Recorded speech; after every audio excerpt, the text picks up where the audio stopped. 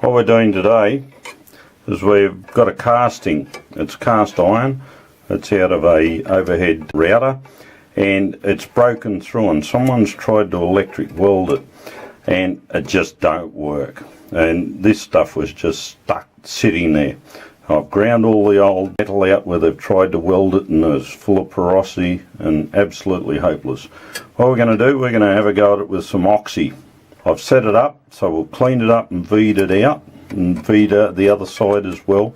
I've just got a bolt sitting in at present to locate it, and I've set it up against a piece of angle iron, and we've got a couple of clamps on it, so it's all held in place.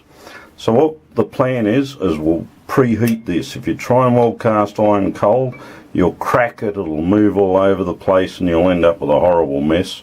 So what we do here, we're going to preheat it, and we'll get it close to red hot.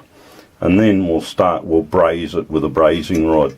So we've got some flux, we've got bronze tinning flux, we've got copper and brass flux, and around here we've got our oxy set, and she's ready to rock and roll.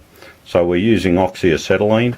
It gives heaps of heat. Around 4,500 degrees C you'll get out of a good oxy set.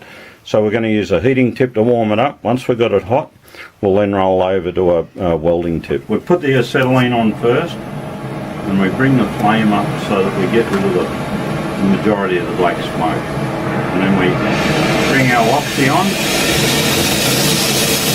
Now when we're brazing cast iron, we have a slightly carburising tip. So see how we got that blue coming on there?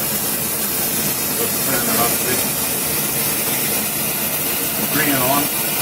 Now if we got that, to that point there, it's what's called neutral. So when it's just slightly carburising, get a little blue tip on it, and then we heat him up.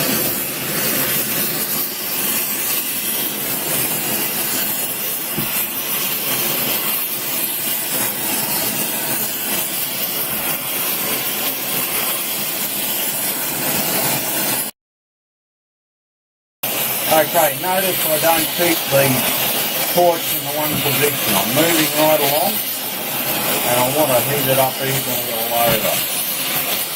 And that's very important. Once we finish welding, we'll actually cover it up and let it cool down.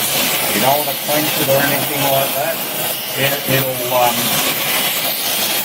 more likely crack if you quench it out. You've got to close cast iron down slowly. Starting to get red hot, so we've got quite a bit of heat in there. It's going to take longer to heat the cast iron because there's a lot more mass, but it'll get there. One way to tell if it's almost there, I'll just with a welding rod, we're going to dip it in and pick up a bit of flux and just put it on there. If the flux isn't inclined to melt, I'll leave that, we'll just melt it on. We're nearly hot enough, but it melted onto the small piece, not the large piece. So the large piece needs a little bit more heating. See how the flux is there, it's nice and glassy?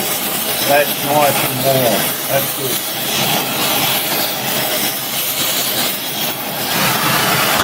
We always turn the acetylene off first. Use the oxy to blow it out. Now I just turned that off because it's too hot for me to get my hand in there. So we'll go down to a welding tip. One thing my old mate Basil said, whenever you break cast, always have a slightly carburising flame.